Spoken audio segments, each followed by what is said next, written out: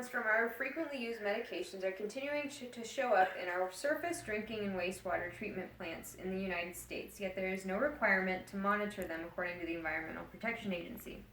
Today I'm going to tell you a little bit about how these chemical compounds are finding their way into our water sources and the importance of educating at the source, which would be our local pharmacies. In 2013, 4.2 billion prescriptions were dispensed in the United States alone. It's proven that consumers waste 45 to 66% of those prescription medications, and that does not include the over-the-counter medications or things that have been sitting around in their medicine cabinets for a while. They're finding their way into our water by improper disposal, by either dumping down a drain or a toilet, or just tossing them in the trash as they are. These medication and chemical compounds that make them up, they don't only pose a risk to our waterways, they're also posing risks to our communities.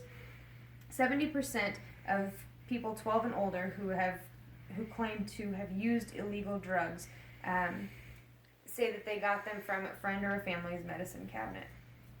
Only 17% of opioid patients talked with a doctor about the proper way to dispose of their medications.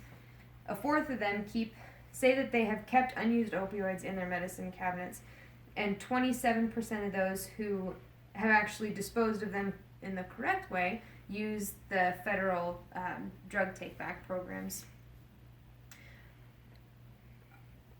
So the main problem is that we're not being able to filter these medications so those are the problems if they're just being tossed. The problems if we are finding them being dumped down a drain or through the sewer is the wastewater and drinking water treatment plants are not designed to remove chemical residue from wastewater. On July 22nd of 2016, President Obama signed the Comprehensive Addiction and Recovery Act. It was meant to reduce the opioid epidemic in the United States, but it also helped by creating more disposal sites and helped to monitor and track prescription drugs. There is between $2.4 billion and $5.4 billion that is accumulating from the wastage of approximately 2 out of 3 prescription medications. If we were to be able to find a way to use this wasted money to create more dumping sites, we can see how it would be beneficial to not only our waterways from the people who are not disposing of them correctly, but also to our community members by making sure they are not being used inappropriately. Out of 250 pharmacists that were polled, 50% say that they distribute information about proper med disposal once a month, and only 8.6% state that they are handing out this kind of information on a daily basis.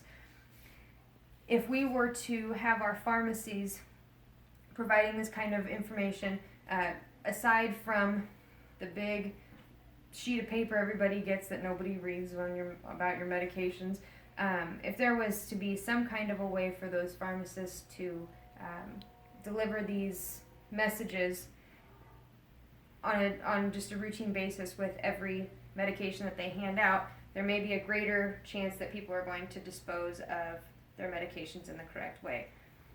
The FDA, EPA, and DEA have recommendations for most drug disposal, and those are to either take them out of the original packaging and mix them with an unappetizing substance, to use government take-back programs, or the most important one is to ask a pharmacist if you're ever unsure of how to get rid of those medications.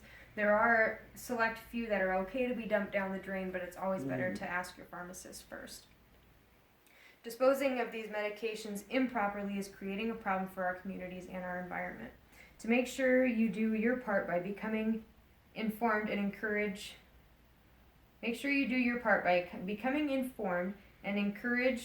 a take-back program in your community.